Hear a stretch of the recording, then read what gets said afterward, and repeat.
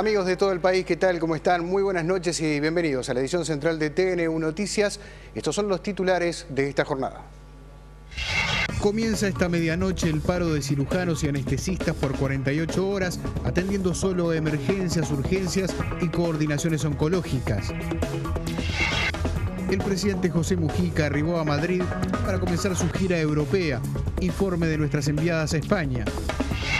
La justicia archivó el caso por la muerte de un joven ocurrido durante un operativo en el barrio Marconi. Pese a ello, el juez tildó el procedimiento como poco profesional. A partir del 1 de julio de este año, el examen de Papa Nicolau será gratuito para las usuarias de las instituciones de salud pública y privadas del país. La Comisión Pro Derogación de la Ley del Aborto anunció que pedirá la cadena de radio y televisión. Los presidentes José Mujica y Barack Obama mantendrán un encuentro en la ciudad de Washington este año, según confirmó la embajadora de Estados Unidos en nuestro país. Comenzó en Chile la evacuación de los alrededores del volcán Copahue. 2.000 chilenos que viven cerca comenzaron a abandonar sus hogares y 600 argentinos en Neuquén lo harán en las próximas horas. El delantero uruguayo Edinson Cavani dijo que no ganarle a Venezuela sería un paso en falso muy comprometido que nos dejaría en una posición difícil de remontar. En la mirada internacional, la profesora Susana Mangana analiza la cumbre entre Estados Unidos y Rusia y la situación en Siria.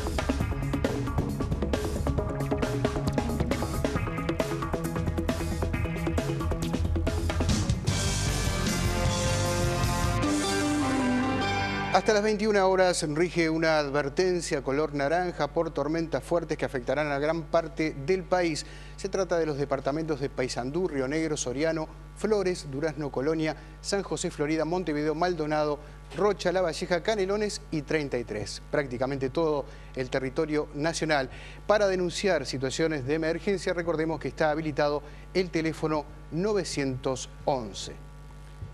La Sociedad Anestésico-Quirúrgica resolvió realizar un paro por 48 horas a partir de esta medianoche. Esta medida afectará la atención en policlínicas y cirugías coordinadas por la Administración de los Servicios de Salud del Estado. Los anestesistas y cirujanos solo atenderán servicios de urgencias, emergencias y coordinaciones oncológicas. Los funcionarios cuestionan el accionar de la administración pública, ya que sostienen no los presupuestaron luego de haberlo acordado después del conflicto de agosto del año pasado, cuando habían renunciado en forma masiva. Y para la ministra de Salud Pública, el paro de los cirujanos es inoportuno porque aún existen instancias de diálogo. Yo creo que lo primero es ver todas las partes, revisar el contrato y bueno, acá ver los tantos en cada parte, bueno, si hay incumplimientos o no y quiénes incumplieron y cómo reparamos esa situación. ¿Va a intentar garantizar la atención? Sí, por supuesto. La atención de urgencia está garantizada. ¿Considera apresurado que se vaya un par de 48 horas antes de sentarse a negociar? Siempre ocurre así, ¿verdad? Cualquier sindicato, las medidas de lucha se toman posteriormente a que hubo un diálogo y no salió el diálogo, pero en ese caso se está abriendo una ventana de oportunidad de sentarnos a dialogar, no parece oportuno para nada.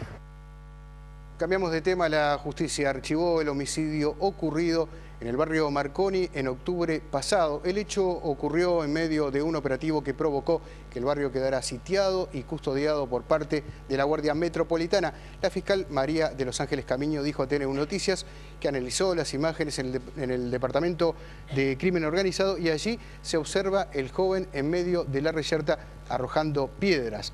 Ese domingo, los vecinos se opusieron a que la policía detuviera a presuntos rapiñeros. La fiscal señaló que el policía que mató al joven no es posible exigirle otra conducta frente a este caso concreto. El juez Da Costa discrepó con la fiscal y destacó que el efectivo hasta ahora indagado besaba las balas y decía que todos morirían. La fiscal respondió que eso fue lo relatado por testigos, pero hay que medir el momento. Ese domingo, 70 personas, según la fiscal, avasallaron a 3 policías. En tanto, Camiño indicó que esa muerte no debió haber ocurrido. En su resolución, el juez penal criticó el operativo policial y agregó que el policía que disparó procedía a impulsos individuales. Amigos, el presidente José Mujica llegó esta tarde a Madrid para iniciar la segunda etapa de su gira. El mandatario y su comitiva llegaron a la capital española, como estamos viendo en estas imágenes, procedentes de China, por lo que la agenda prevé actividades a partir de mañana miércoles. En instantes estaremos recibiendo el reporte de nuestras enviadas a la gira presidencial, Andrea Tavares y Silvana Sosa, directamente desde la capital española. Y precisamente el embajador uruguayo en España, Francisco Bustillo, dio detalles de la agenda del presidente y su comitiva para los próximos días y destacó la importancia de los encuentros empresariales.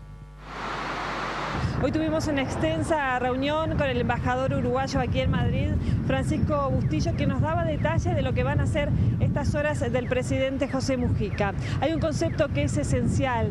En Uruguay se puede invertir, pero principalmente vale la pena invertir. Ese concepto es el que el presidente José Mujica y los ministros van a transmitir a los empresarios durante la reunión de este miércoles en la ciudad financiera de Santander. Allí hay 150 empresarios, no solamente españoles, sino que también van a llegar de Portugal, Inglaterra y Alemania para escuchar a los representantes del gobierno uruguayo. De lo que nosotros entendemos que va a descollar dentro de toda esa intensa agenda que se ha estructurado y que es un elemento que nosotros hemos perseguido obsesivamente, si se quiere, no es otra cosa que el encuentro con los empresarios. Está previsto que haya 5 equipos de trabajo, el de Transporte y Obras Públicas a cargo de Enrique Pintado, el de Industria Roberto Kramerman, en Turismo Lilian Quechichán, Vivienda, Ordenamiento Territorial y Medio Ambiente a cargo de Beltrame y en Agro Tabaré Aguerre. De forma tal que pueda transferir esa experiencia y compartirla con otros empresarios. Y luego también obviamente una autoridad del propio Grupo Banco Santander, por lo que refiere a los aspectos crediticios y financieros que involucra toda esta gran movida que nos hemos dado para el día de mañana. El trabajo previo con los empresarios lo realizó Bustillo, quien relató a TN1 Noticias cuáles son las expectativas y la imagen que hay de Uruguay. Y un Uruguay que destaca por lo que representa en materia de compromiso y respeto a los contratos contraídos, a lo que se dan llamar seguridad jurídica, un país que respeta las libertades, que hace un culto de la democracia, una democracia que se ha venido consolidando con el paso de los distintos gobiernos, con la alternancia de las distintas fuerzas políticas en el gobierno, y realmente es algo que destaca en el Uruguay. Y otra cosa que ha sumado en esa imagen muy linda que tiene el Uruguay internacionalmente es la clase política de todo el Uruguay. Cuando estábamos en la embajada pudimos ver los libros y también las pinturas de artistas uruguayos que el presidente José Mujica va a obsequiar al presidente del gobierno español, Mariano Rajoy, y también al rey Juan Carlos cuando se reúnan este miércoles. También fuimos testigos de la confirmación que realizó el expresidente José Luis Rodríguez Zapatero para participar de un agasajo que se le realizará a Mujica el próximo jueves a la noche. En esta última cena en Madrid están confirmados también los presidentes de las empresas Repsol, Air Europa y el grupo de comunicación más importante de España, Grupo Prisa. A esa cena fueron convocados los futbolistas uruguayos que juegan en equipos españoles, Cristian Rodríguez y Diego Godín, además del cantante Jorge Drexler. Más adelante tendremos más informes de nuestras enviadas a la capital española. Les contamos ahora que fue desocupado esta tarde por orden de la policía el Liceo número 1 de Ciudad del Plata en el departamento de San José. Ayer docentes en compañía de padres y alumnos decidieron ocupar el centro denunciando graves carencias, entre ellas las edilicias y la falta de personal en áreas claves. Además, episodios de violencia generados por personas ajenas a la institución que han motivado el reclamo de mayor seguridad en el entorno. Durante toda la jornada de hoy, los docentes esperaron un contacto por parte de los directores del Consejo de Secundaria, el cual no se produjo. Este hecho motiva que, a pesar de esta desocupación, la medida volverá a tomarse en cualquier momento, ya que se insiste en poder conversar con las autoridades. Los profesores agrupados en FENAPES sostienen que este martes no se dictaron clases por la negativa del Consejo a acercarse a negociar, ya que de haber existido algún intercambio, la ocupación entonces, entienden ellos, se hubiese levantado. El gremio de los municipales de Montevideo reclamará en el Ministerio de Trabajo que no se descuenten los días de paro por el conflicto en el sector tránsito. Por su parte, la Intendencia de Montevideo ya anunció que los descuentos se van a realizar en el mes de junio. mañana va a haber una asamblea de los trabajadores.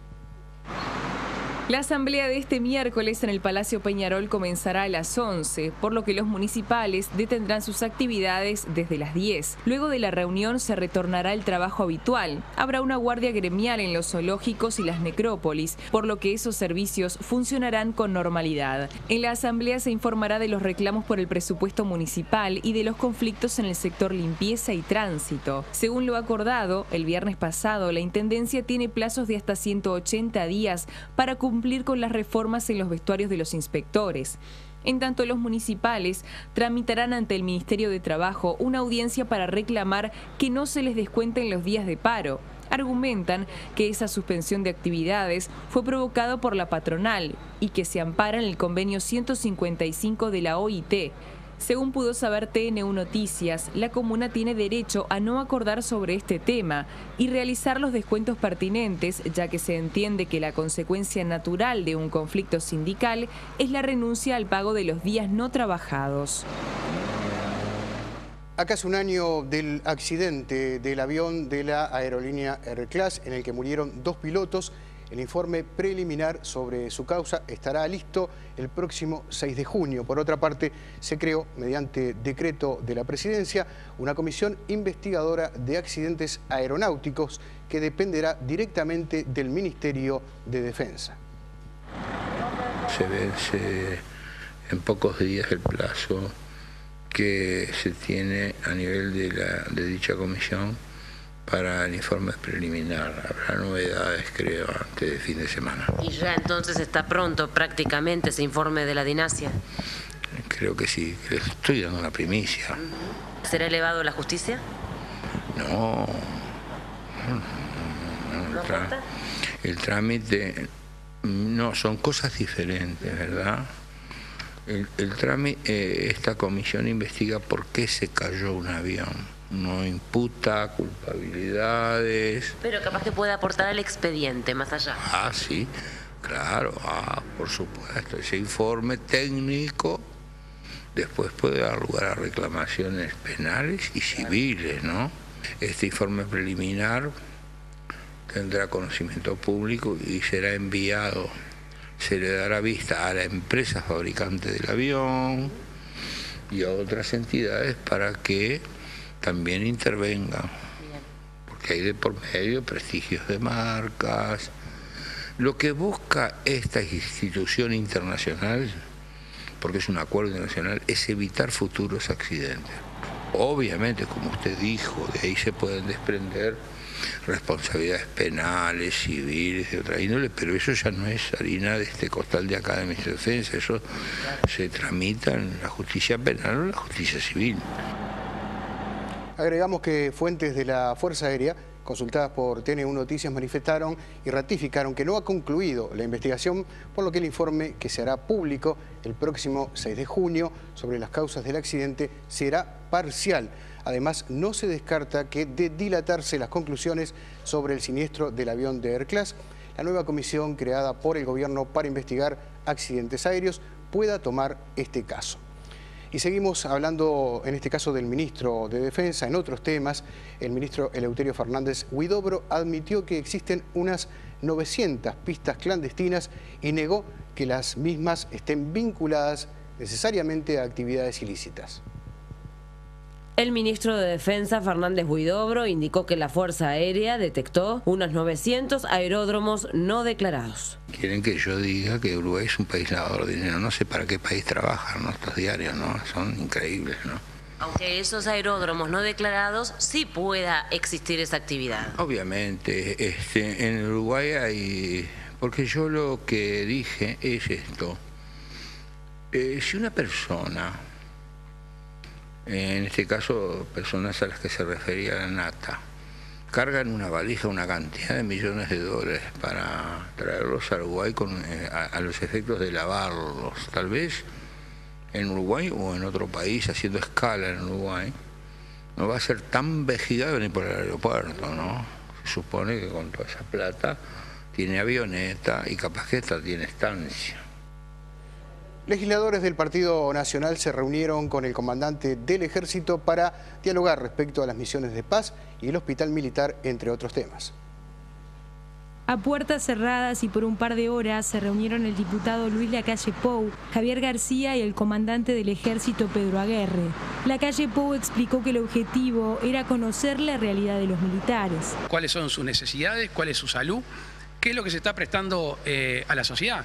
Un día como hoy hay efectivos militares a lo largo y ancho de todo el país tratando de aplicar el plan invierno. Un día como hoy hay efectivos militares guardando nuestras fronteras. Un día como hoy hay efectivos militares cuidando nuestro mar territorial. Se necesitan herramientas jurídicas y, por supuesto, maquinaria y armamento al respecto. El retiro militar y la necesidad de actualizar las cartas orgánicas de la fuerza fueron temas que estuvieron sobre la mesa. El redimensionamiento de las fuerzas, por supuesto. Por supuesto, la ubicación de las fuerzas, la capacidad de movilización según determinadas hipótesis de conflicto. Hoy el narcotráfico, la invasión de fronteras, la invasión de barcos de pescas de forma ilegal en nuestras aguas, son de un momento para el otro. Si nuestra fuerza no es veloz, no es rápida, es casi como no tenerla. Los diputados del Partido Nacional, tras el encuentro, respaldaron las misiones de paz y aseguraron que la situación del hospital militar ha mejorado. Lacalle Pou y García mantendrán otras reuniones con representantes de la Fuerza Aérea y la Armada en los próximos días. En el marco del Día Internacional de Acción por la Salud de las Mujeres, la ministra de Salud Pública anunció que el estudio del Papa Nicolau será gratuito para todas las mujeres.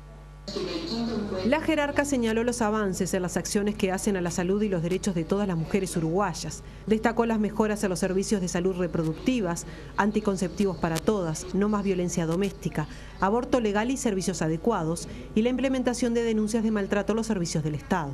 La ministra de Salud señaló que a partir del 1 de julio el estudio del Papa Nicolau será gratuito. En el sector privado lo único que van a tener que abonar es el timbre profesional, pero el examen va a ser gratuito. Esto lo estamos anunciando como dentro del paquete de las medidas, ¿verdad?, que se implementan en el Día de la Salud de la Mujer. Ustedes ya saben que desde hace años venimos trabajando en esto, ¿verdad? Se viene trabajando desde el Ministerio y se viene implementando en todos los prestadores. Les recordamos que el día para hacerse el Papa Nicolau o la mamografía, ¿verdad?, es un día que tiene libre las trabajadoras. El precio del estudio del Papa Nicolau depende de cada mutualista. Según pudo saber TNU Noticias, van desde 247 a 500 pesos. A partir del 1 de julio solo se deberá pagar el timbre profesional, que cuesta en estos momentos 59 pesos. En el sector público el estudio será gratuito. Las organizaciones que trabajan en pro del referéndum para derogar la ley de interrupción voluntaria del embarazo solicitan al gobierno el uso de la cadena de radio y televisión. El diputado nacionalista Javier García explica los motivos. Me parece importante que todos, quienes están en una posición, quienes están en otra, todos tengan la posibilidad de informar. Es el derecho a que el pueblo decida. Y por lo tanto, tener la posibilidad del acceso a una cadena de radio y televisión, la cadena nacional, da un alcance universal en todo el Uruguay. El 23 lo que se nos pregunta, la Corte Electoral nos convoca a los uruguayos y nos pregunta, ¿usted cree que está bien que el pueblo decida? ¿Que sobre esta ley el pueblo decida? Si más de la cuarta parte del padrón, más de 650.000 uruguayos, vamos y concurrimos porque es voluntario, y decimos, sí, nos parece que esta ley, por la importancia que tiene, por la profundidad, por lo que implica, es bueno que todos los uruguayos decidan. Entonces, semanas después, la Corte Electoral convoca en forma obligatoria a todos los uruguayos.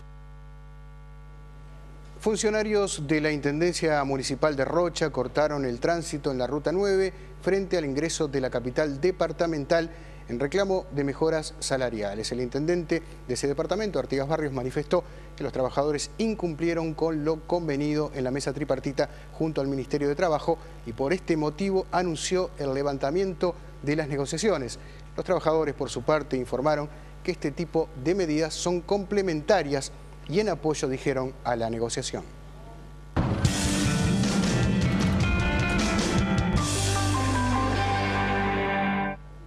El presidente de la Cámara de la Construcción, Ignacio Otegui, prevé que la industria pierda más de 5.000 puestos de trabajo este año por una caída en la actividad. Además, sostiene que para la próxima ronda de negociación colectiva, el Poder Ejecutivo debería establecer una pauta que no incluya crecimiento salarial. Al analizar la situación de la industria para los próximos meses, el presidente de la Cámara de la Construcción, Ignacio Otegi, señaló que en el 2013 el sector tendrá una disminución de la actividad en comparación con el año pasado. Esta situación, según Otegi, provocará la pérdida de puestos laborales. Creo que va a ser muy difícil lograr tanto la producción global como la cantidad de personal ocupado a nivel de medio, ¿verdad? Y eso sí va a ocurrir, va a haber menos empleo que en el año pasado. ¿Una estimación de cuántos podrían ser? Entre 5 y 6 mil puestos de trabajo directos y otros tanto indirectos. Con esta coyuntura y ante el inminente comienzo de una nueva ronda de negociación colectiva, Otegi sostuvo que el gobierno debería proponer pautas que no incluyan incrementos salariales. Seguramente esta ronda de negociaciones salariales va a ser dificultosa. Tenemos algunos elementos o temas que nos obligan a ser a todos más cautos que en el pasado. Tenemos un tema de costos internos relevante. Hoy por hoy el país está en dólares quedando caro a nivel internacional, no solamente en la construcción, en cualquier rubro que se lo mida en dólares, y eso hace que las perspectivas de discusión sean con pautas o con condiciones más restrictivas que las pasadas. Yo creo que el gobierno lo mejor que puede hacer es poner pautas que sean generales o un marco que sea general, y yo creo que debería conformarse en que no caigan los salarios reales. Si empieza a manejar otros mecanismos de aumento de salario real, entramos en un problema severo. El presidente de la Cámara de la Construcción participó de una mesa redonda junto al director del Instituto Cuesta Duarte del PIT-CNT, Milton Castellano, y el director del Instituto Nacional de Formación Profesional, Juan Manuel Rodríguez, oportunidad en la que se analizaron las relaciones laborales y su impacto en la competitividad.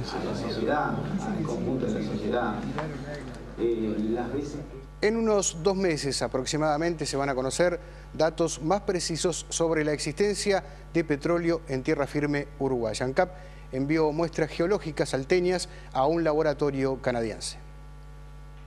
En 2012, ANCAP inició trabajos exploratorios en la zona de Pepe Núñez, en Salto. Las distintas muestras obtenidas permitieron aumentar la inversión en investigación y firmar acuerdos con la empresa internacional Schwebach Energy para exploración y producción. Ahora se aguardan los resultados del último muestreo de rocas enviado a Canadá. Ahí hay unos hallazgos muy importantes sobre la presencia de roca generadora, tanto en Pepe Núñez como en los otros trabajos que se han hecho por parte de las empresas en el centro del país. Encontramos una roca que pertenece a otro periodo que se llama Pérmico, que es otro periodo geológico, con un porcentaje de materia orgánica dentro de la roca bastante más alto que la roca del Devónico. Estamos hablando de que hay entre un 13 y un 16% de materia orgánica contenida dentro de la roca, que es auspicioso para la formación de petróleo.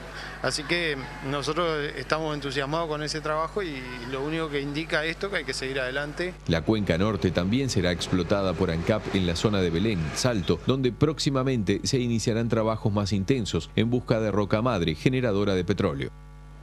El Banco Central de Uruguay y la Comisión de Regulación Bancaria de China firmaron un acuerdo para la regulación y supervisión de las entidades y las operaciones financieras ayer en Beijing. El entendimiento fue alcanzado en el marco de la misión oficial del gobierno uruguayo que visitó China. La información económica la aporta el Instituto Uruguay 21. Vemos ahora la cotización de las principales monedas. La cotización de la moneda es una presentación del Banco República, el banco del año. Subió el precio del dólar, que en la compra cerró a 19.60 y en la venta 20.20. También subió el dólar interbancario billete a 19,943. Se mantuvo sin variantes el peso argentino, 1.90, 2.90. Subió el real, 8.70, 10.20. Y también subió el euro billete, 25.05 en la compra, 26.15 en la venta. La unidad indexada, 2,6082.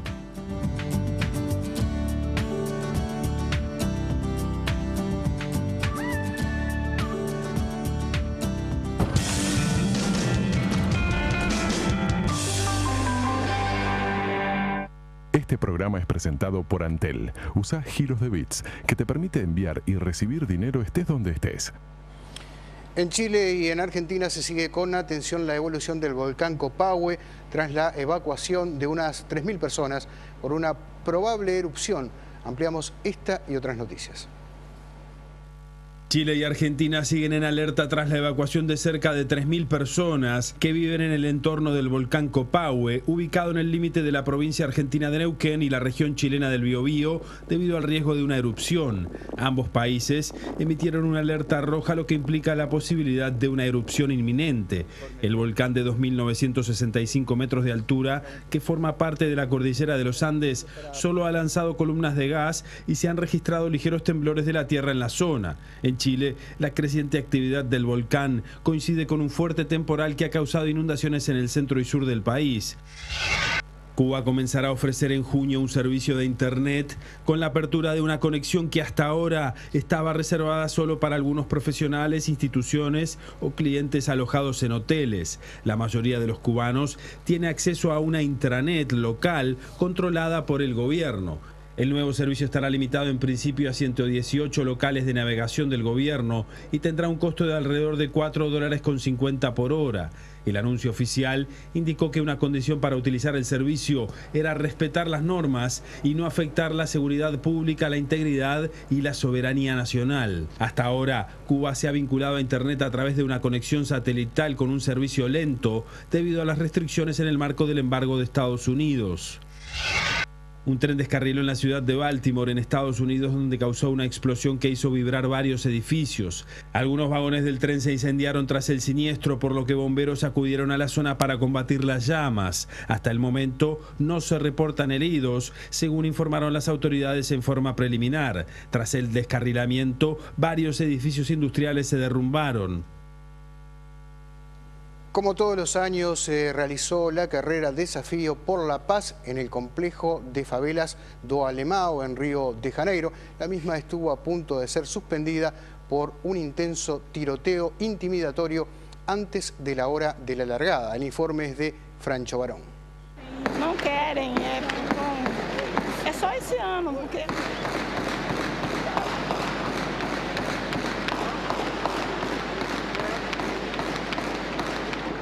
La carrera celebrada anualmente en el complejo de favelas del Alemão se llama Desafío por la Paz. A raíz de los hechos pudo haberse llamado de muchas otras formas.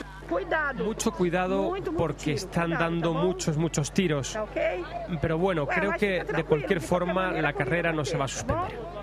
Los narcotraficantes que continúan atrincherados en este complejo de favelas de la zona norte de Río intentaron amedrentar a los corredores y a la organización del evento, sabotear la celebración de una carrera que pretende lanzar un mensaje de normalización en las favelas. Aún hay algunas personas que, aunque debilitadas, creen que van a echar a la policía de aquí. Pero esto solo legitima y nos reafirma en nuestro rumbo de que estas áreas están ocupadas por el Estado, por la policía y que de aquí no nos vamos a marchar. Sin embargo, la carrera por la paz acabó celebrándose con un fuerte dispositivo policial que incluyó un helicóptero de monitoreamiento y comandos de operaciones especiales apostados en varios puntos del recorrido. Hay que correr tranquilos, siendo conscientes, con desenvoltura y mostrando la alegría de nuestra comunidad, el complejo do Alemão. Estamos aquí para esto. Los participantes recorrieron los senderos y los callejones escarpados que antaño usaban los narcos como escondrijos o rutas de fuga. La favela fue ocupada en el 2010 y hoy está en proceso de pacificación. Venir a correr aquí es una sensación única, todo buenísimo, hemos tenido una bajada maravillosa, seguridad máxima y que venga todo el mundo a correr al Alemão. Esta carrera, que se llama Desafío por la Paz, pretendía mostrarle al mundo que Río de Janeiro está en un proceso irreversible de pacificación, pero el fuerte tiroteo que hemos podido presenciar apunta justamente a lo contrario, a que aún queda mucho trabajo por hacer. La pacificación de las favelas es un proyecto que avanza despacio desde las zonas más expuestas al turismo hacia la periferia de Río. Un proceso firme, pero que encuentra focos de resistencia con episodios como el de ayer. Desde Río de Janeiro, Francho Barón, TN1 Noticias.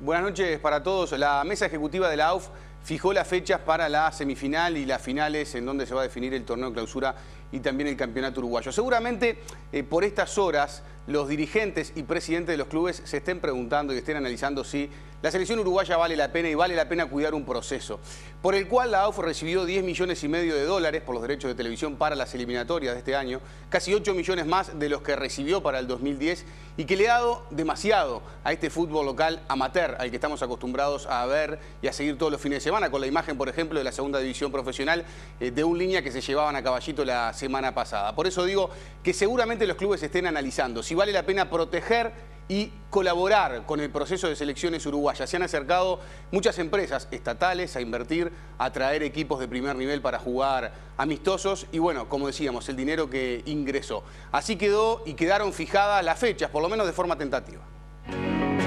El entrenador de Peñarol, Jorge da Silva, dijo que la situación influye en la definición, que Peñarol pierde 2 jugadores titulares en la línea de 4 como son Carlos Valdés y Matías Aguirre Garay. Si el maestro decide que tienen que estar, es una decisión del entrenador de la selección y la tenemos que aceptar. El entrenador de Peñarol declaró que no le corresponde a él pedir los jugadores. Nosotros somos rehenes de decisiones que se tomaron en algún momento, dijo da Silva. Daniel Jablonka, el presidente de Defensor Sporting, dijo que el equipo no va a reclamar la presencia de los juveniles de la sub-20. 5 jugadores tiene Defensor en la selección que se prepara para el Mundial de Turquía. El 6 de junio viaja a la sub-20. El martes 4 es la primera semifinal o final. El viernes 7 la segunda. El lunes 10 la tercera y la última fecha prevista es para el miércoles 12. Hablamos, nos conectamos con Edgar Walker, el vicepresidente de Peñarol. Nos comunicaba, la idea del equipo es jugar con Valdés y Aguirre Garay, si es que Tavares los convoca de forma definitiva el viernes, la primera final del día 4 de la semana que viene. O sea que si se da que Tavares lo confirma y por algo uno imagina que puso a Valdés en la lista, bueno, Peñarol va a tener que hacer una gestión para que los futbolistas puedan estar en esa primera final. Y después, si es que hay una segunda o tercera, no le interesa a Peñarol tener a los futbolistas, por lo cual los estaría cediendo a la selección uruguaya. Pasa algo diferente en Defensor porque tiene 5 futbolistas en la sub-20. O sea que también es algo complejo que se da porque la sub-20 parte el 6. Así que si Defensor quiere quedarse con algunos jugadores, ya el presidente dijo que no, ustedes lo escuchaban, pero se tendrían que incorporar en el caso de quedarse después a lo que van a ser los partidos previos al Mundial de Turquía. Vamos a hablar un poco de fútbol. No va a estar Suárez para el partido con Venezuela. Cavani seguramente juegue como 9 de área. El Edi habló hoy en conferencia de prensa. Conmigo no hay nada oficial. Creo que en breve, digamos, me llegará capaz la voz del presidente o de alguno. Cavani se refería a la posibilidad de concurrir con el presidente Mujica y conocer al Papa Francisco en el Vaticano. Y bueno, yo creo que como experiencia hubiera sido, puede ser una cosa muy linda. La idea corrió la prensa y los portales casi hasta con valor de noticia, pero hay trabajo y hay fútbol por eliminatorias. Que ese es un motivo muy importante para evaluar el hecho de este partido. Buscando seriedad y compromiso, recordando el valor de integrar la selección. Hipotecar una preparación para hacer un viaje, por más que esté involucrado el gobierno, ahí yo daría mi punto de vista, ya le adelanto, negativo. Real Madrid, Barcelona, Manchester City, todos sueños. Son sueños de niños que hoy de grande me toca formar parte de una sociedad como es Napoli, que hoy está siendo uno de los equipos más nombrados también a nivel mundial. Más allá del momento selección y del rendimiento selección, que siempre Uruguay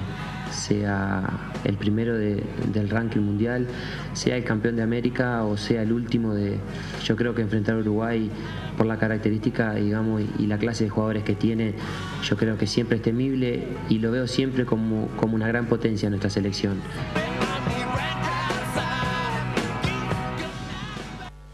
Entrenando la selección mayor, entrenando la sub-20, una noticia que recibíamos hace un rato es que Rodrigo Aguirre, el delantero de Liverpool y de la sub-20, está internado en la médica uruguaya, tiene un dolor en el pecho y están esperando a ver qué pasa. Hoy llegó y se incorporó Nico López a la sub-20, también se están incorporando futbolistas a la mayor, mañana llega Muslera, hoy llegó el Tata, el jueves llega el Maxi Pereira. El objetivo es claro y nada desvía la atención del cuerpo técnico. El próximo mes celeste será intenso, pero ya todos saben cuál es el horizonte. Del camino hacia lo más importante, que es el partido que tenemos con Venezuela, el 11. Tenemos claro que no tenemos demasiado tiempo, porque se habla mucho de que tenemos tiempo para la Copa Confederaciones. Y bueno, no tanto, el tiempo lo vamos a utilizar pensando en el partido con Venezuela. En ese juego de oportunidades que habrá en Puerto Ordaz, la Vinotinto tendrá que asumir su rol para llegar por primera vez a una Copa del Mundo. Vamos a tener una selección de Venezuela, como ya dije, que va a esperar una gran oportunidad, pero también va a tener que asumirla y llevarla a cabo en el momento que hay que llevarla a cabo. Si la selección consigue los 3 puntos, volverán las sonrisas en el equipo de todos. Si ganáramos, creo que damos un paso importante, por un montón de cosas, que van más allá de los puntos que consigamos. Ayer los hinchas de Aguada estuvieron de cine. Y les vamos a contar por qué fue presentado el DVD Aguada Campeón en el Movie Center, en el Montevideo Shopping. Las mejores jugadas, los mejores momentos, lo más emotivo, las notas, los festejos. Imperdible para los hinchas que se reunieron y que vivieron, además con los protagonistas, Espíndola, Leandro García Morales, los jugadores también presentes en el cine. Un poco de básquet y también les vamos a contar lo que pasó ayer con San Antonio Spurs. Que se quedó con la final, que se quedó con la zona oeste, terminó la serie 4-0. Hoy juega Miami-Indiana, ¿no? Miami está arriba 2-1, Parker 37 puntos, 14 de ellos en el tercer cuarto, 15 de Tim Duncan, 8 rebotes para Duncan, Thiago Splitter anotó 9, Ginobili 6, vino desde el banco el argentino. Ahí está entonces la victoria y el título en la zona para San Antonio.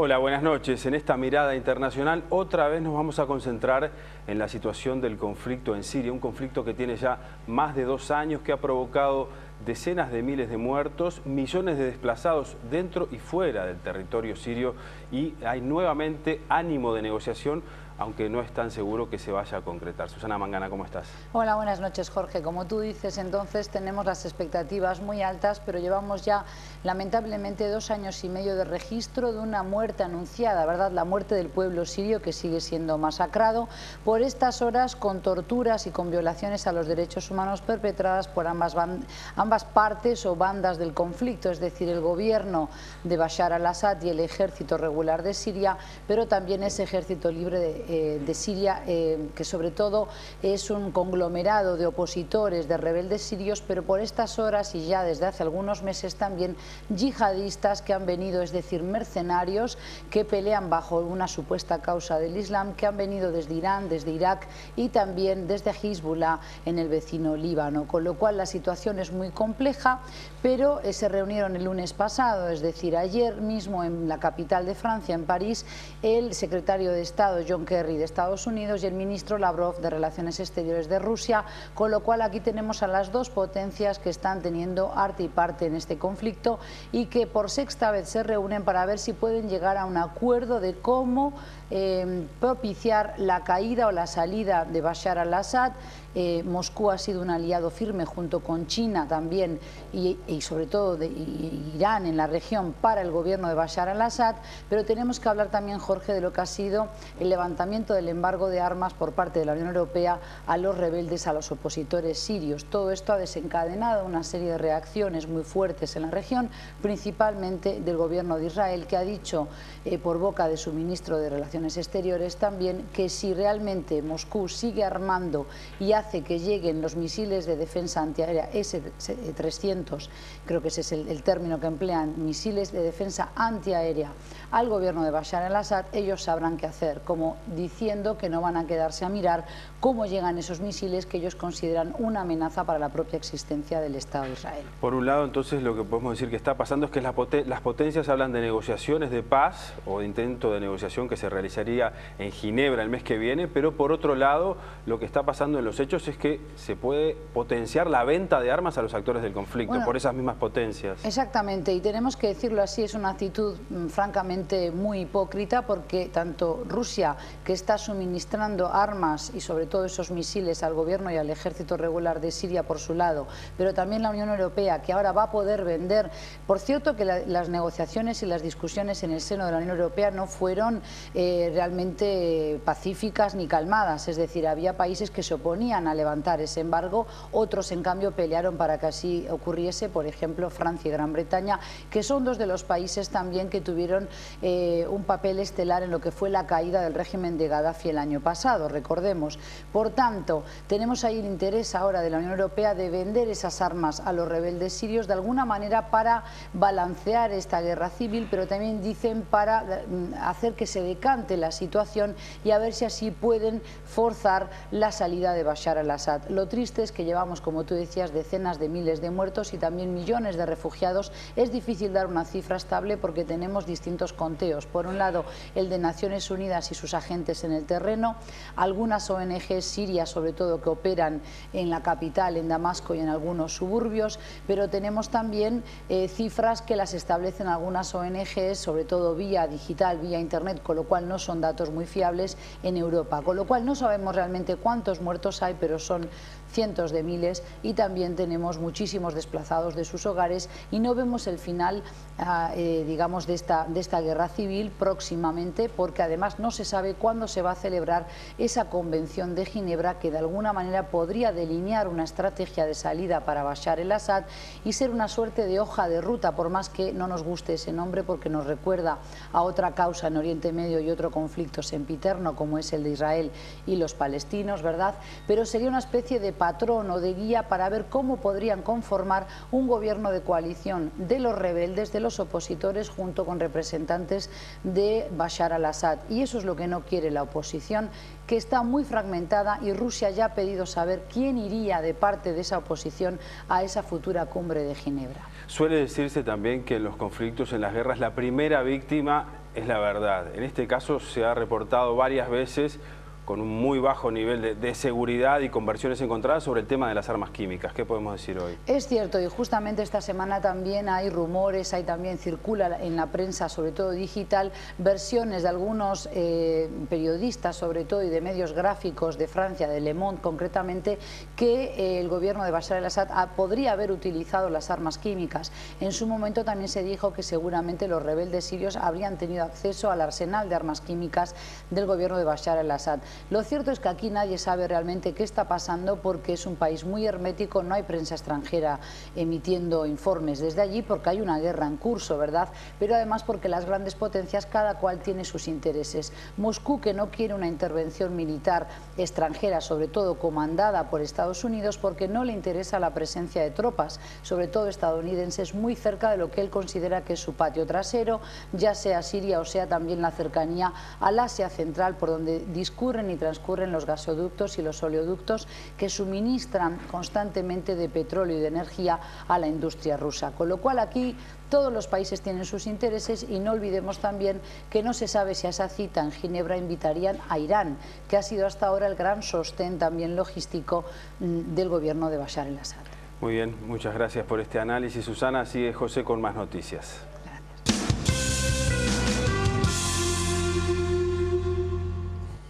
Sí, para contarles una triste noticia porque el músico Manuel Gallego Capela falleció hoy a la edad de 66 años. Habiendo nacido en España, se radicó en nuestro país desde muy joven, presentándose en diferentes escenarios y editando 8 discos. Artista contemporáneo de los olimareños, se consagró profesionalmente en el espectáculo Uruguay Canta en el año 1969, que marcó un hito en la música popular uruguaya. Hoy nos deja su arte que aporta el cancionero nacional e hispanoamericano. Volvemos ahora a España con nuestras enviadas a la capital española, precisamente con una nueva entrega.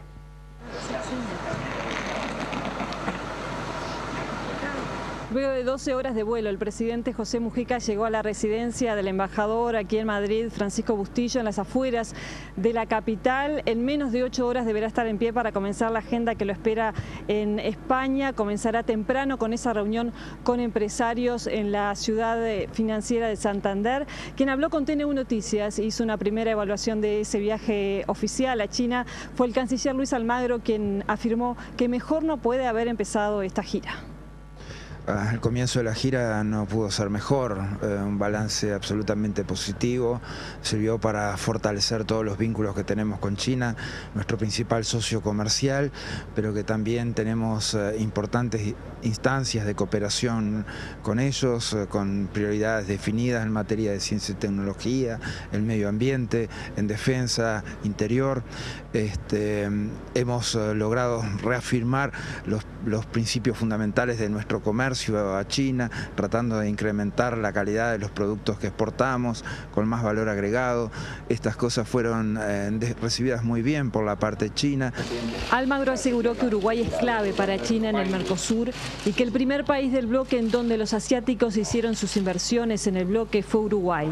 Para el canciller es necesario que el Mercosur tenga más inversiones chinas. Mira, Uruguay es un país clave en el Mercosur para China porque somos los que estimulamos más la posibilidad de negociaciones comerciales con China.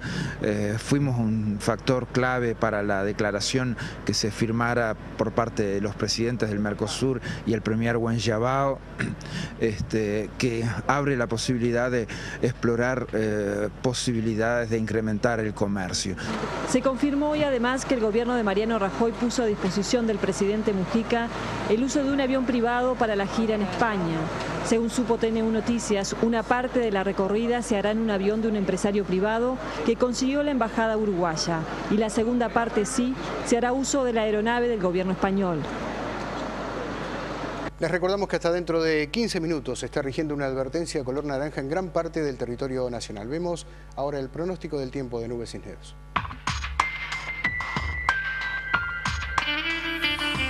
El miércoles se inicia de paraguas, ya que se mantendrán algunas lluvias y lloviznas aisladas, comenzando a mejorar rápidamente en la misma mañana. Por el suroeste con gradual disminución de nubosidad de humedad, observándose marcado descenso de temperatura hacia la noche como consecuencia de la rotación de los vientos hacia el sector sur. El jueves comienza frío, con temperaturas mínimas de 8 grados, lo que nos obligará a tener un buen abrigo a mano. En la tarde, las temperaturas se elevan gradualmente hasta llegar a los 18 grados de máximo. Habrá buena presencia de sol, lo que permitirá la realización de todo tipo de actividades al aire libre, sin olvidar que en la tardecita retorna el frío.